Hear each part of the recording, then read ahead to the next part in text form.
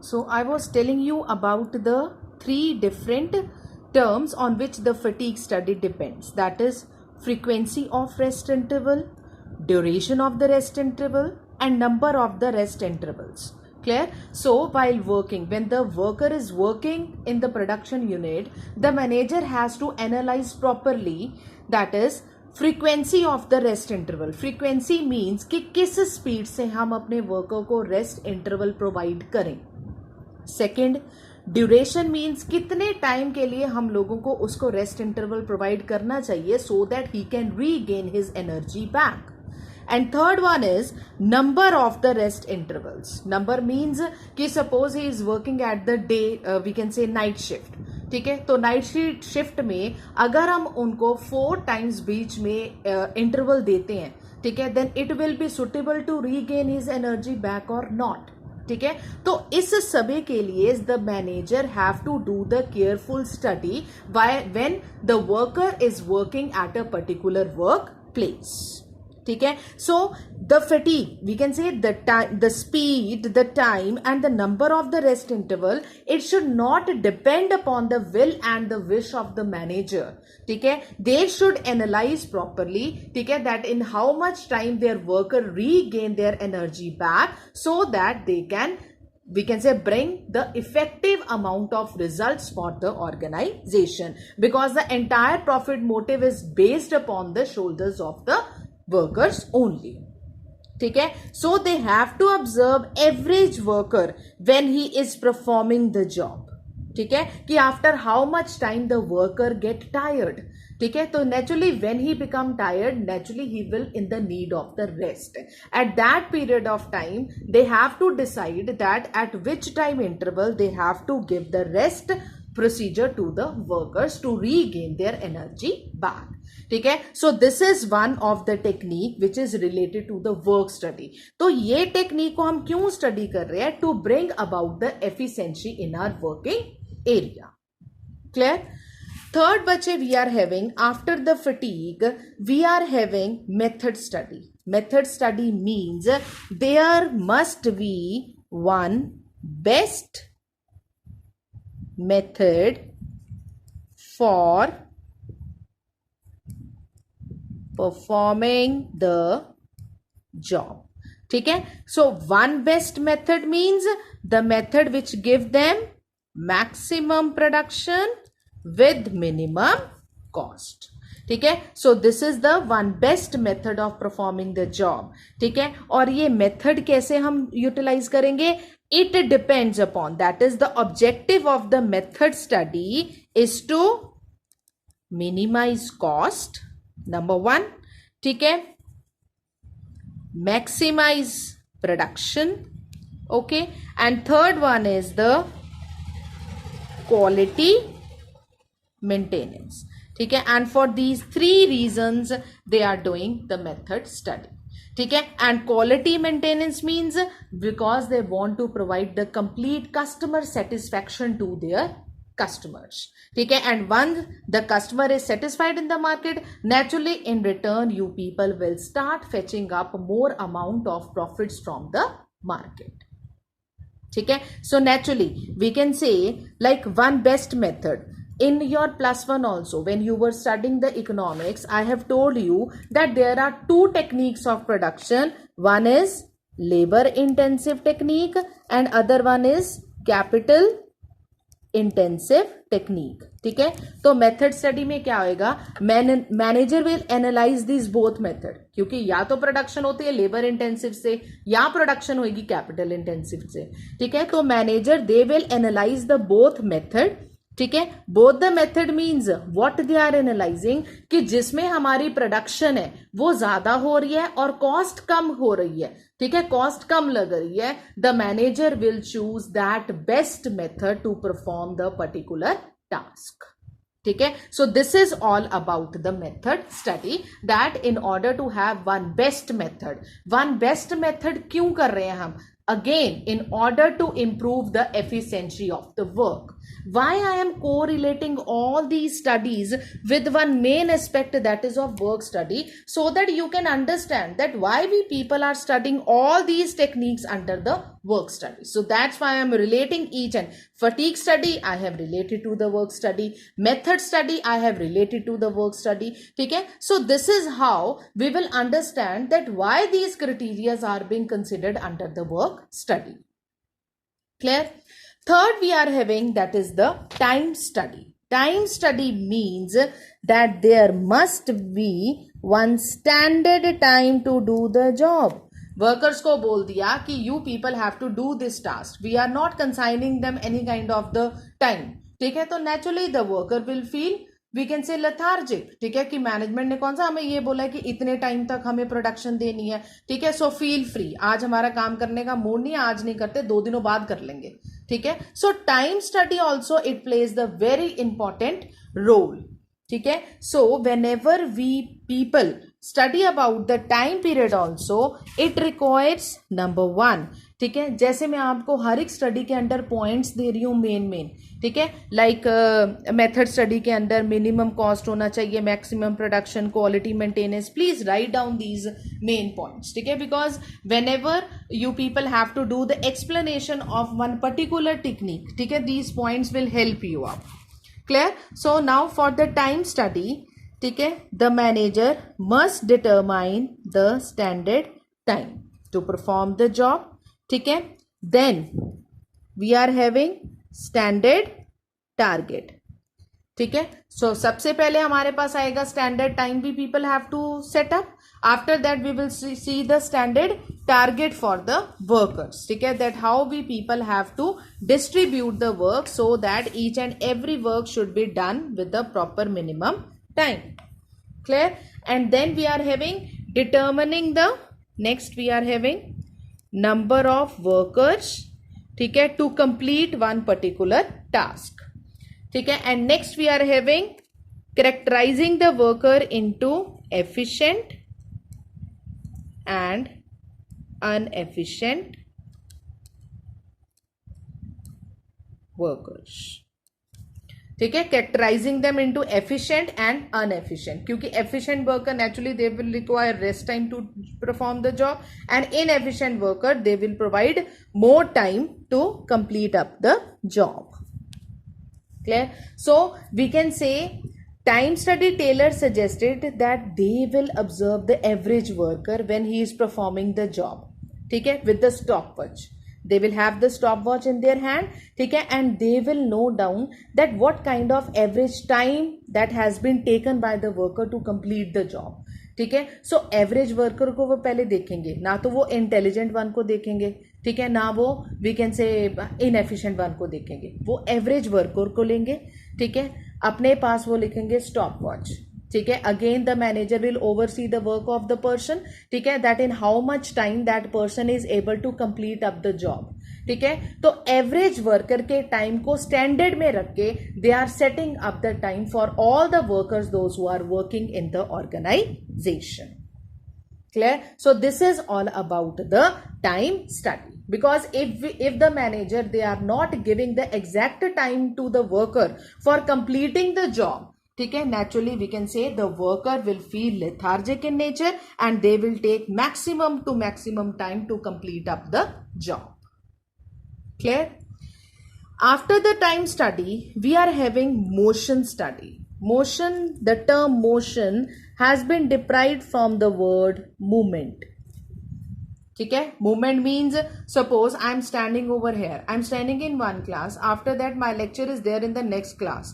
ठीक है, so I have to move from one room to the another room. ठीक है, तो it is characterized as a movement.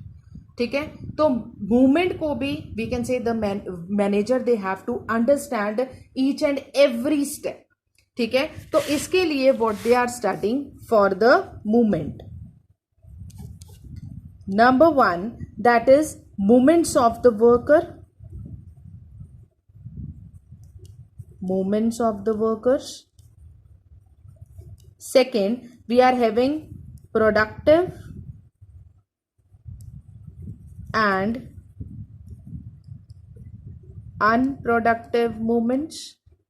Productive means कि जिसका फायदा है, और unproductive means the moments which we are wasting the time. ठीक है. And third one we are having that is cutting down. Cutting down means उसमें से हमने अनप्रोडक्टिव मोमेंट्स को क्या कर देना है, रिमूव. ठीक है. And then we people are, we can say, able to perform our task with a more degree of efficiency. एक सिंपल सी एग्जांपल है, मूवमेंट को क्या बोलते हैं, जो अननेसेसरी मूवमेंट हो रही है ऑर्गेनाइजेशन में. ठीक है. Suppose one day some teacher is having her free period. ठीक है. तो मैनेजमेंट को तो हमने ये शो करना है कि we are very busy and unnecessary. ठीक है. She is going to the library, after the library she is coming to the staff room, again going back to the library, after the library she is coming to the staff room. तो what is this? This is the unnecessary movement. ठीक है. And if the management they are having the particular and exact check on the worker, they came to know about productive and unproductive movements done by the worker.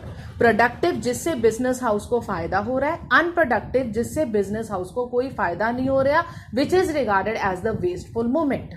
ठीक है. For example, one manager is analyzing the we can say performance of the worker. Worker क्या कर रहे हैं, organisation में काम कर रहे हैं. ठीक है. तो सिंपल से एग्जांपल है बच्चे, manager, suppose I am the manager, I am having the analysis report, I have to prepare the analysis report on the part of the worker कि वो दिन में कितनी अननेसेसरी मूवमेंट्स ले रहे हैं. क्योंकि being a manager I will tell him कि इन अननेसेसरी मूवमेंट्स को अवॉइड करो, इसके साथ तुम लोगों की एनर्जी वेस्ट हो रही है, इसलिए बेटर ये है कि यहां से एनर्जी तुम वेस्ट करने की बजाय अपनी एनर्जी कहीं पे और यूटिलाइज करो जिससे मैनेजमेंट को फायदा हो. ठीक है. जिसमें वर्क में और इंप्रूवमेंट आए. तो एक दिन क्या होता है, मैनेजर देख रहा होता है वर्कर को, वर्कर क्या कर रहा होता है, ठीक है, एक नेल, जिसको हम बोलते हैं ना मेख, वो नेल लगा रहा होता है वॉल के ऊपर. ठीक है. और वो ना किसी स्टेयर मींस लेडर पे खड़ा होता है. लेडर के ऊपर उसने क्या रखा होता है, एक टूल बॉक्स रखा होता है. ठीक है. तो वो क्या कर रहा होता है, नेल को लगा रहा होता है ऊपर. ठीक है. तो उसने 7-8 नेल्स लगानी होती है. तो वो क्या करता है, जब एक नेल लगाता है ना, वो फिर से बेंट होता है दूसरी नेल उठाने के लिए. ठीक है. दूसरी लगाई, फिर तीसरी नेल उठाने के लिए वो बेंट हुआ. तो मैनेजर ने एनालाइज क्या किया कि एक वो कील लगा रहा है, फिर नीचे आ रहा है, फिर दूसरी लगा रहा है, फिर नीचे आ रहा है, थर्ड लगा रहा है, फिर नीचे आ रहा है. तो मैनेजर को ऐसा लग रहा है कि ऐसे करने से तो ये इसकी मोशन है, जौन सी मूवमेंट है वो क्या हो रही है, वेस्ट हो रही है, ऐसे तो उसे जल्दी थक जाएगा. ठीक है. तो at the end what the manager they are doing, manager ने क्या किया, उसने जहां पे उसकी लेडर थी, ठीक है, और लेडर के ऊपर वो खड़ा हुआ था, तो जहां तक उसके हाथ का हैंड की हाइट थी, ठीक है, वहां पे उन्होंने क्या लगा दिया, एक टूल बॉक्स हैंगिंग लगा दिया जिसमें टूल्स पड़े हुए थे. ठीक है. तो अब वो वर्कर क्या कर रहा है, वो नेल लगा रहा है. Now he is not bending down to pick up the another piece of nail, वो बॉक्स में से ही सिंपल से निकाल के दूसरा मेक लगा लेता है. तो मैनेजर ने एनालाइज किया कि ऐसा करने से ना मेरे को ऐसा लगता है कि ये तो कुछ कम थकेगा, मींस इसकी फटीग थोड़ी सी कम हो जाएगी. ठीक है. Secondly there is improvement in the work performance. Thirdly there is the we can say wastage, they will remove the wastage of the time period. Clear? So this is how the manager they have to analyze the working criteria. I hope this example is clear. This is very easy example. After that bache we are having differential piece wage system. Differential piece wage system means giving up a different type of wages according to the work done by the different workers. ठीक है. अब fuel के principles ने में we have done one principle that is known as remuneration of the persons. ठीक है. Over there बच्चे we are talking about the salary criteria. ठीक है. And over here we people are talking about the differential piece wage system means giving up of different types of wages. ठीक है. जिसने ज्यादा काम किया उसको ज्यादा पैसे मिलेंगे, जिसने कम काम किया उसको कम पैसे मिलेंगे. ठीक है. तो ऐसे में what the manager they are doing, the manager after analysing the work of the workers they are setting up the standard time. ठीक है. स्टैंडर्ड टाइम वो सेट कर लेते हैं. ठीक है. सो स्टैंडर्ड टाइम सेट कर लो या स्टैंडर्ड टारगेट सेट कर लो, it is one and the same thing. And on the basis of that they are paying the wages to their workers. ठीक है, how come? See, if the standard, one example is given in your book that is very very easy and you will easily understood that. ठीक है, see that example in your book. See, if the standard target is 10 units per day, they are giving you the standard target कि एक दिन में जो बंदा 10 unit produce कर लेता है उसको हम जौन से वेजेस देंगे वो देंगे ₹50 पर यूनिट. सी, एक बंदा अगर दिन में 10 यूनिट्स प्रोड्यूस करता है तो उसको मैनेजमेंट क्या देगी? 50 रुपीज देगी पर यूनिट के हिसाब से. ठीक है, नाउ जौन से ये 10 यूनिट्स हैं ये स्टैंडर्ड टारगेट है. ठीक है, तो उन्होंने बोला जो 10 यूनिट्स के ऊपर प्रोडक्शन करेगा उसका वेज रेट हम हायर कर देंगे, जो 10 यूनिट से नीचे प्रोड्यूस करेगा उसका हम वेज रेट कम कर देंगे. तो वो बोलते हैं कि अगर जौन सा वर्कर है वो अबव 10 यूनिट्स प्रोड्यूस करता है, से 12 यूनिट्स प्रोड्यूस करता है, तो उसको वेजेस कितने मिलेंगे? 60 पर यूनिट के हिसाब से. और जो 10 से कम करता है, सपोज 8 कर लेता है, उसको हम देंगे 40 पर यूनिट के हिसाब से. मींस जिसने 10 यूनिट प्रोड्यूस किए, एक यूनिट का रेट क्या है? 50, तो उसको पर डे में कितना मिलेगा? 500. अगर वो 12 यूनिट्स प्रोड्यूस कर रहे हैं, ठीक है, एंड हर यूनिट का जौन सा रेट है वो 60 पर यूनिट है, तो 12 इंटू 60 कितना हो जाएगा? 720. तो अगर वो 8 यूनिट प्रोड्यूस कर रहे हैं at the rate of 40 per unit, तो 8 इंटू 40 कितना हो गया? 320. ठीक है, so this is the differential piece pay system. ये भी वर्कर है, ये भी वर्कर है, ये भी वर्कर है. इसको वेज रेट मिल रहा है 500, इसको वेज रेट मिल रहा है 720, इसको वेज रेट मिल रहा है 320. ठीक है, all are working in the same organization but they are getting different wage rate. And why they are getting different wage rate? Depending upon their work, that how much they are giving to the organization. If they are effectively performing in the organization they are getting more wage rate. If they are ineffectively performing in the organization then they will be getting less wage rate. ठीक है, तो ये standard के accordingly the management they have decided about different types of wage rate that is going out in the management in the organisation. Clear? So this is all about the differential piece wage system. Third बच्चे we have already done, that is mental revolution. I hope you have this in your mind that when we were doing the principles over there we have done one principle in which we have done about the mental revolution. Mental revolution, I have told you to do the definition also. That is the change of attitude of the workers towards the management and management towards the worker.